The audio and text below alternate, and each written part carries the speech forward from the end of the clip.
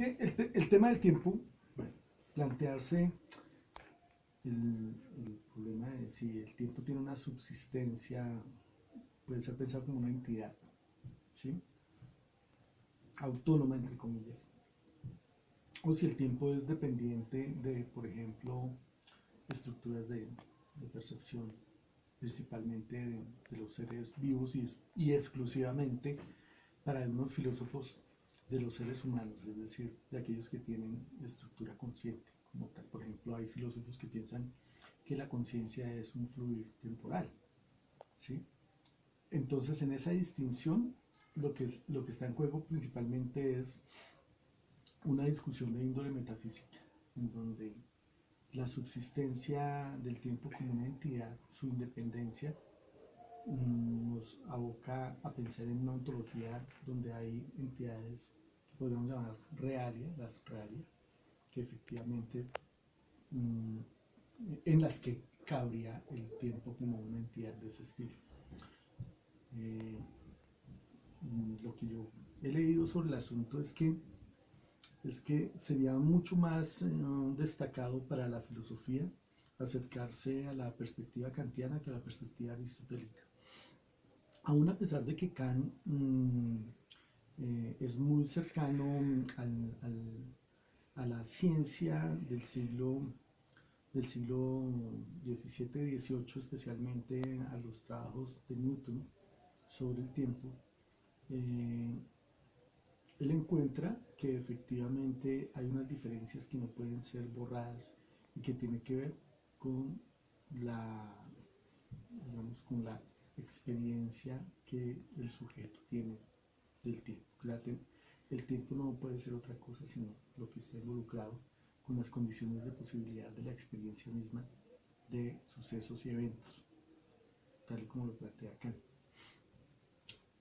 Porque parece ser mucho más beneficioso optar por la vía kantiana que por la vía aristotélica.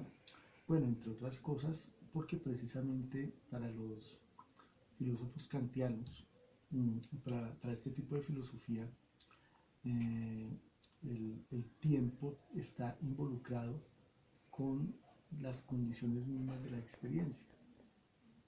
Entonces, en algún sentido, ¿qué sería la duración de una piedra per se?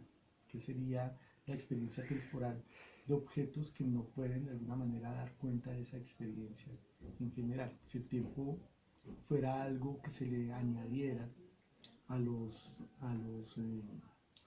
objetos como tal, la pregunta es cómo se harían compatibles ontológicamente hablando con otras entidades. ¿Cómo hace el tiempo para subsistir más allá de una entidad? ¿Cómo residiría? ¿Cuál sería su, entre comillas, localización? ¿Dónde habría esa semilla de tiempo independiente de esto, de las otras entidades? Eso es una cuestión. La otra cuestión importante ahí es precisamente un conjunto de metáforas que están involucradas con los elementos temporales.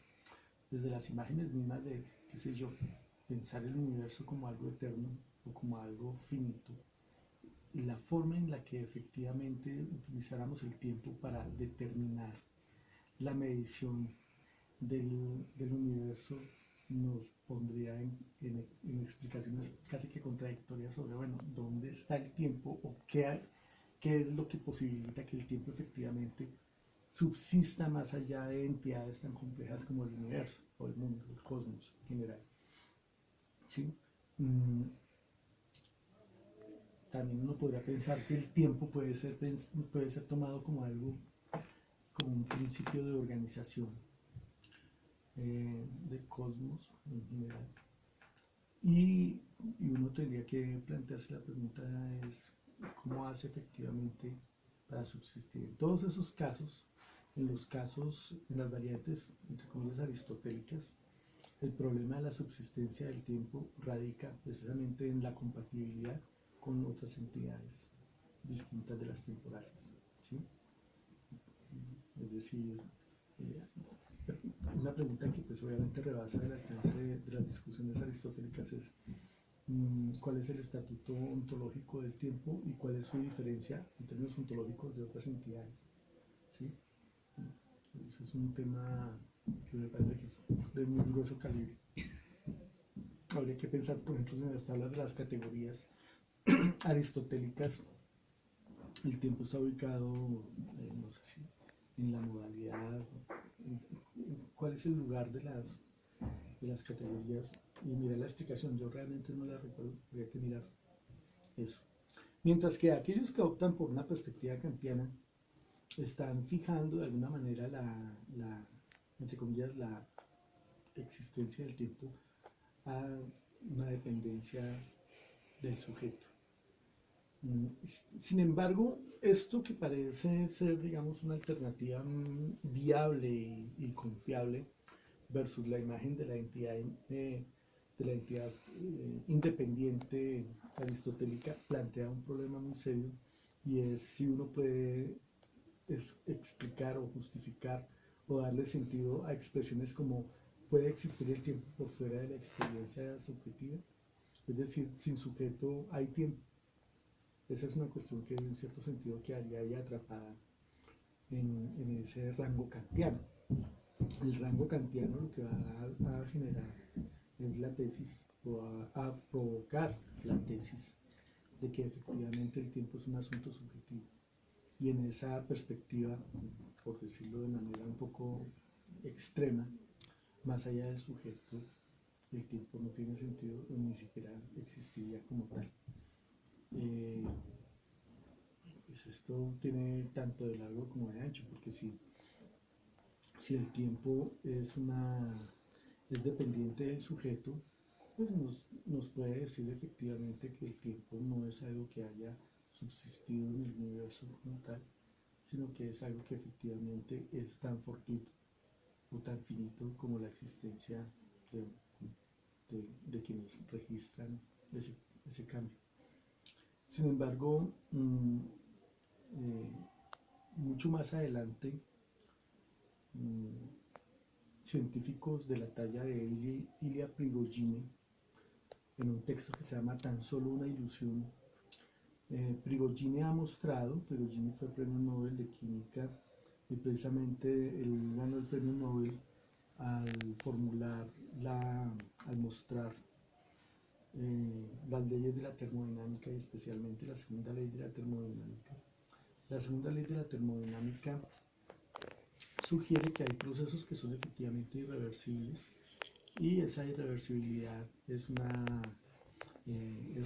radical en el universo. A eso se le conoce con el nombre de entropía. La entropía es, digamos, una progresiva desorganización. ¿Sí? Lo que tenía orden va a perderlo en algún momento. Y en general la termodinámica ha mostrado un poco que, por ejemplo, bueno, no sé cómo estará en este momento la discusión, pero en esa época, estoy hablando de la década de 1960, 1970, había una patente, una teoría muy consistente en la que se manifestaba que en términos físicos las fluctuaciones del universo mostraban un decaimiento de la temperatura, y este decaimiento como irreversible, es decir, que el universo estaba teniendo entropía efectiva como tal, dándole mucho sentido. Y por eso el hombre, al parecer, pues no conozco, no soy científico, al parecer esos fueron muchos de los argumentos y elementos para que el hombre ganara el premio Nobel, como en la década de los 80 tal vez. Digo, yo no estuve aquí en Colombia, por cierto. Mi perspectiva es completamente distinta. Proviene de un análisis mismo de las ecuaciones planteadas en los principios de matemática de Newton, y entre otras cosas de los hallazgos también de la relatividad de Einstein, en donde en el primer caso, en el caso de Newton, se mostraba que la ecuación las ecuaciones del movimiento en donde efectivamente aparece la variable tiempo eran matemáticamente sustituibles. Si tú puedes sustituir esa variable, quiere decir que efectivamente puedes cambiar la gramática misma de la ecuación, hacer prescindible la variable temporal. Y en cierto sentido esto generaba ya una inquietud muy fuerte entre los físicos sobre el hecho mismo de que podría uno tratar de comprender el universo mismo de la física en esa época sin necesidad de acudir al tiempo. Lo que pasa es que nosotros tenemos un conjunto de prejuicios y nuestros prejuicios son muy fuertes en cuanto a nuestra situación fenomenológica y experiencial como tal y existencial. Es decir, nosotros nos movimos, estamos a la expectativa, tenemos una vivencia del tiempo. Entonces, por ejemplo, un filósofo, un físico contemporáneo llamado Julian Barbour ha estado insistiendo muchísimo sobre la tesis, muy polémica por cierto, de que el tiempo no existe, mostrando efectivamente lo que pasaba con las ecuaciones de Newton y, por ejemplo, mostrando entre otras cosas que en la teoría de la relatividad, cuando se aproxima, cuando los objetos, entre comillas, así sean puntuales, se acercan a la velocidad de la luz, el tiempo desaparece, ¿sí? Todos estos elementos hacen, pues obviamente, son provocativos y polémicos en la medida en que generan una crisis en la pregunta acerca del tiempo. Por una parte. Por otra parte, contemporáneamente, también en las investigaciones de la física cuántica se ha mostrado que efectivamente el tiempo parece no jugar un papel relativo, por ejemplo, en temas como los entrelazamientos cuánticos, en donde sucede que partículas que están distantes en el universo se comunican entre ellas y no existe efectivamente una conexión que pueda ser explicada y en donde pues, el tiempo se vuelve altamente superfluo. Claro, pero como digo, ha sido todo un reto, y el reto radical consiste precisamente en que nosotros vivimos sobre el tiempo, recordamos, tenemos memoria, tenemos esas estructuras que si uno le hiciera caso a Prigogine, el tiempo está fuertemente involucrado con la existencia de los organismos vivos, ¿sí? Por procesos metabólicos y todo ese tipo de cosas que de alguna manera, en cierto sentido, podrían incluso hasta aproximarnos muy lejanamente con Aristóteles, en el tema de metabole, en fin, una serie de categorías empleadas por Aristóteles en la física, sobre todo física 3, bueno, ya no me acuerdo, hace muchos años leí la física. Y esto ha generado reacciones como físicos de España, institutos de física, por ejemplo en España, vi hace poco una reacción contra Julian Barbour diciendo que era un charlatán, que era un hablador de carreta, pues por negar la existencia del tiempo. Pero si ustedes tuvieran alguna oportunidad de revisar, no existe, digamos, o sea, la controversia está viva y no existe algo así como una radical eliminación de la tesis de la inexistencia del tiempo. De hecho, cada vez parece ser que ha cobrado mucho más fuerza como tal.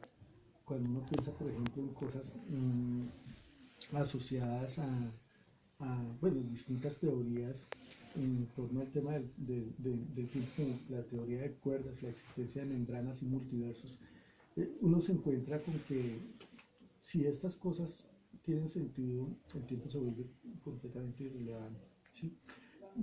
Nota a pie de página, por ejemplo, hace poco leí, pero como siempre, son temas de divulgación, no quiere decir que yo sepa eso. He leído cosas que me han llamado mucho la atención, por ejemplo, hallazgos o afirmaciones tan fuertes como el Big Bang no es exactamente el comienzo del universo. Y estas cosas están realmente afectando no tanto a una teoría del origen del universo como al hecho mismo o sea, tiene un coletazo a los problemas del tiempo, porque el problema no es el origen del universo, el problema es también, o sea, pensemos en algunas tesis cercanas a la teoría de la relatividad, cuando uno dice que existe un conjunto que se llama el espacio-tiempo, una función espacio-tiempo, que están íntimamente ligadas. Entonces uno podría plantearse preguntas si en los momentos de la singularidad había la temporalidad, o si el tiempo o la estructura espaciotemporal es preciso producto de una fluctuación cuántica que efectivamente nos lleva a la creación del universo y a la inflación que eso ha significado. Entonces realmente se trata de discusiones muy difíciles como tal, pero lo que a mí me parece que la tesis de pensar que el tiempo no existe no refuta para nada el hecho de que nosotros vivamos dentro de temporalidades. O sea, uno podría en cierto sentido asociar, claro que sería un poco problemático, por supuesto lo entiendo, asociar la tesis kantiana de que el tiempo es un asunto subjetivo y todo lo demás, eh, de organismos, ¿sí? Con el hecho de que el tiempo universalmente no existe, ¿sí? Igual, bueno, o sea, teniendo en cuenta eso ya sería una proposición física. O sea, si el tiempo básicamente puede existir de esa manera como lo entiende, nosotros solamente nos podemos desplazar hacia adelante, ¿sí? Entonces, digamos, al decir de pronto que no existe o que depende de nuestra percepción, entonces uno podría, digamos, en efecto de los universos múltiples y todo esto, andar hacia adelante y hacia atrás, podría moverse en toda dirección. Por ejemplo, pero pues es que estas son teorías, estas son unas teorías. Por ejemplo, desde la teoría de cuerdas, nosotros estamos fuertemente involucrados con contrapartes. Hay un filósofo que trabajó eso, bueno, ahí no, ya murió, David Lewis, que trabajó el problema de los mundos posibles y las contrapartes, en donde nosotros vivimos en universos holográficos, es decir, que Sí. no necesariamente, que nosotros tenemos contrapartes nuestras que viven en otros universos que no se tocan